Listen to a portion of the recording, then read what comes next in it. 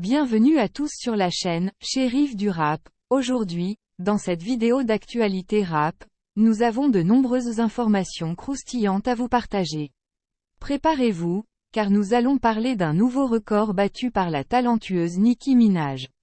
De plus, nous allons également nous pencher sur une célébration de LeBron James, qui a été interprétée comme un signe de gang lors du procès de Young Thug. Enfin, nous vous dévoilerons une nouvelle sensation, puisque Taïk et Dadju se produiront lors de la cérémonie d'ouverture de la CAN. Restez avec nous, car vous n'êtes pas prêts pour tout ce que l'univers du rap nous réserve. C'est parti.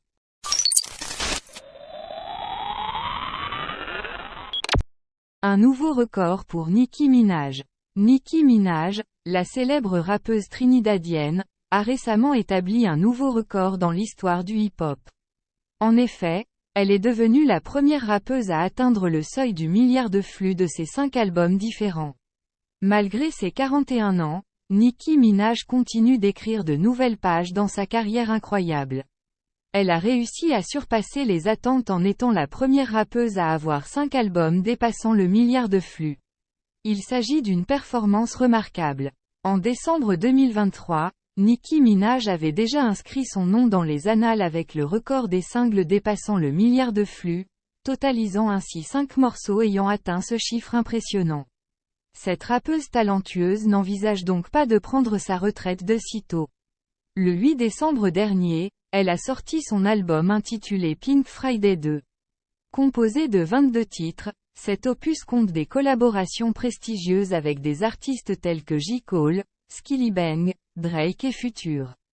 Grâce au succès immédiat de ce projet, Nicki Minaj est maintenant reconnue comme la rappeuse ayant le plus d'albums classés numéro 1 au Billboard. Ses albums Pink Friday, Roman Reloaded et Pink Friday 2 ont tous occupé la première place de ce célèbre classement. Il est clair que la Queen ne compte pas abandonner son trône de sitôt.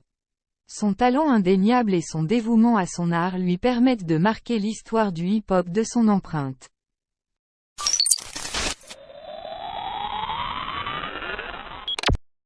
Une célébration interprétée comme un signe de gang, comment LeBron James s'est retrouvé au procès de Young Thug. La suite du procès de Young Thug est encore plus intense, avec les avocats de la défense et de l'accusation s'affrontant avec véhémence sur la question de la célébration de LeBron James. Les débats s'intensifient alors que les avocats tentent de convaincre le jury de leurs positions respectives. Les avocats de la défense soutiennent vigoureusement que la célébration de LeBron James ne peut en aucun cas être considérée comme une preuve de l'appartenance de Young Thug à un gang. Ils soulignent qu'il est fréquent pour les personnalités du monde du divertissement et des sports de se saluer avec des gestes de célébration spécifiques, et que cela ne devrait pas être mal interprété.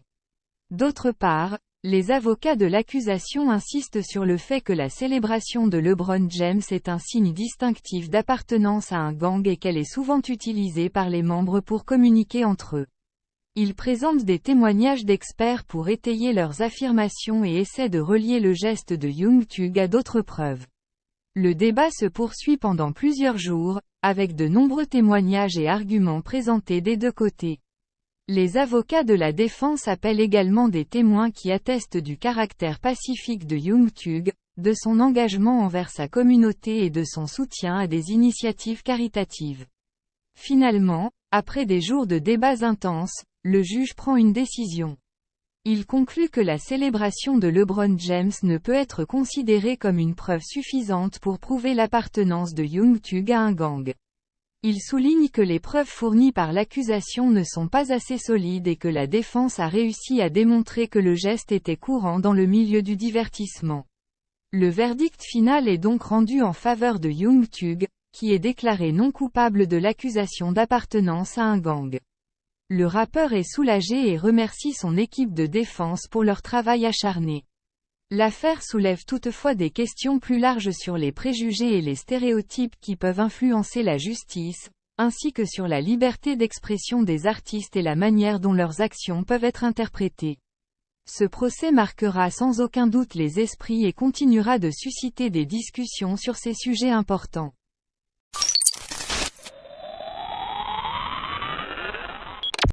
Taïk et Dadju se produiront pendant la cérémonie d'ouverture de la CAN. Sur le déroulement de leur performance, les fans de Taïk et Dadju peuvent d'ores et déjà se réjouir de les voir partager la scène lors de cet événement majeur qu'est la CAN. La présence des deux artistes à la cérémonie d'ouverture de la Coupe d'Afrique des Nations est une véritable surprise et témoigne de leur popularité grandissante sur le continent africain. Taïk, l'artiste d'origine congolaise, a connu un succès fulgurant avec son premier album, Nixia, et ses nombreux singles à succès comme Ewondo ou Bami, N'y pense plus, ou encore, Le temps. Quant à Dadju, d'origine congolaise également, il s'est imposé comme l'un des artistes les plus populaires en France avec des titres comme Reine, Ma fierté, ou encore Django. Leur prestation lors de la cérémonie d'ouverture de la CAN promet donc d'être mémorable. Les deux artistes sont connus pour leurs performances scéniques énergiques et leur capacité à transmettre leur passion au public. Ce sera l'occasion pour eux de mettre en avant leur musique et leur connexion avec le continent africain, qui joue un rôle important dans leur identité artistique. Pour les fans qui ne pourront pas assister à l'événement en direct, il est fort probable que la performance de Taïk et Dadju soit diffusée sur les réseaux sociaux ou à la télévision. Il suffira donc de rester connecté pour ne rien manquer de ce moment exceptionnel. En tout cas, cette annonce confirme une fois de plus l'ascension fulgurante de ces deux artistes talentueux. Leur collaboration sur l'album, Héritage, promet également d'être un succès et de ravir tous les fans qui attendent avec impatience cette sortie. Il ne fait aucun doute que Taïk et Dadju continueront à marquer l'industrie musicale avec leur talent et leur passion. Leur présence à la cérémonie d'ouverture de la CAN est une belle opportunité pour eux de toucher un public encore plus large et de faire découvrir leur musique à de nouveaux fans. On a hâte de voir ce qu'ils nous réservent lors de cet événement exceptionnel. Et voilà les amis, c'est déjà la fin de cette vidéo sur l'actualité du rap français et américain.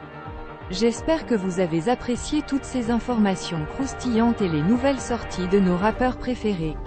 N'oubliez pas de laisser un pouce bleu si vous avez aimé cette vidéo et de vous abonner à la chaîne si ce n'est pas encore fait, pour ne rien manquer des prochaines actualités du monde du rap. Et bien sûr, n'hésitez pas à me donner vos avis et réactions dans les commentaires, j'adore vous lire et échanger avec vous. On se retrouve très bientôt pour de nouvelles vidéos et en attendant, prenez soin de vous, écoutez du bon son et vivez pleinement votre passion pour le rap. Ciao les amis, shérif du rap, sign off.